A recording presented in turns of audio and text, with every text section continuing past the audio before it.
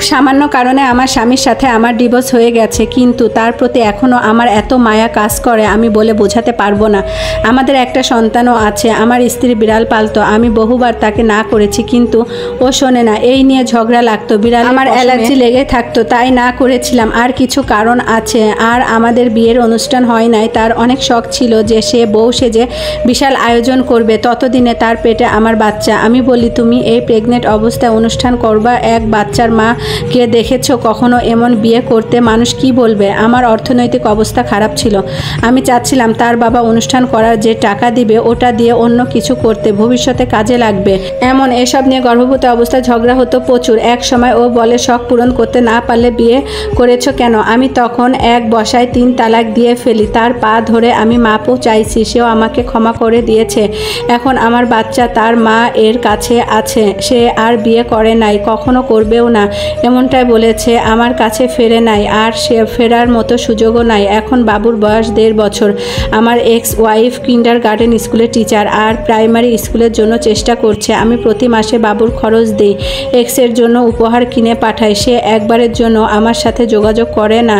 জানি হয়তো রাগ করে আছে, রাগ না মেটাই স্বাভাবিক। আমার নিজেকে অপরাধী লাগে। সামান্য শখ এর জন্য আমি এমন করলাম। তার মতো নিরীহ একজন এর সাথে তার কোনো ভুল আমি দেখিনি। আমার সংসারে খালি একটু ঝগড়া হতো, আমি নিজেকে বিশাল কিছু ভাবতাম। তার মতো মানুষ আমি হয়তো জীবনে পাবো না আর।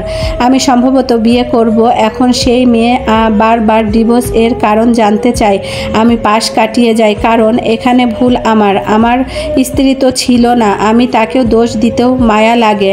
আমি জানি না কি বলে বোঝাবো ডিভোর্স কেন হয়েছিল। আমি ভাবি বিয়ে না করি, আমার বাবু তার মা এর কাছেই বড় হোক, বাবা মা কেউই বিয়ে না করুক, আলাদাই থাকুক, কিন্তু সে বড় হয়ে জানুক ভুল করে সম্পর্ক শেষ হয়েছিল তাদের, কিন্তু তারা তাকে মানুষ করার জন্য আর বিয়ে করে নাই। নাকি আমার বিয়ে করা উচিত? করলে নতুন মেয়েটাকে কিভাবে বোঝাবো? আমার হয়তো এক্স ওয়াইফের প্রতি মৃত্যুর আগ পর্যন্ত অপরাধ বোধ কাজ করবে, আর তার আমি পূরণ করতে পারলাম না, আর জীবনে পারবো না।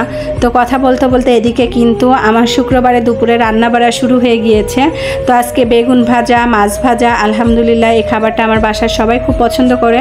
সাথে ছিল পেঁয়াজ ভাজা। তো বেগুনগুলো আমি কিন্তু এভাবে ভেজে নিচ্ছি, আর সাথে আমি কিছু তেলাপিয়া মাছ ভেজে নিব। ভাজা কিন্তু আমার কমপ্লিট হয়ে গিয়েছে, বেগুনটা ভাজলে কমপ্লিট হয়ে যাবে।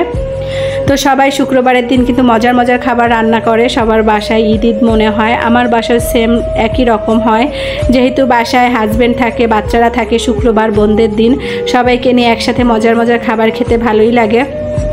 তো কথা বলতে বলতে এদিকে আমার রান্নাও শেষ হয়ে যাচ্ছে। আশা করি আমার এই ভিডিওটি সবার কাছে একটু হলেও ভালো লাগবে। আর ভালো লাগলে অবশ্যই আমার এই পেজটি লাইক দিয়ে এবং পেজটি ফলো করে পাশে থাকবেন।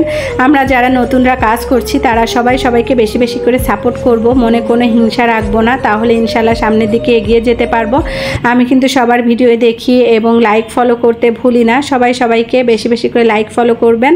তো আজকের মতো আমি আমার ভিডিওটি এখানেই শেষ করছি। সবাই ভালো থাকবেন, সুস্থ থাকবেন এবং সাবধানে থাকবেন। আল্লাহ হাফেজ। আসসালামু আলাইকুম।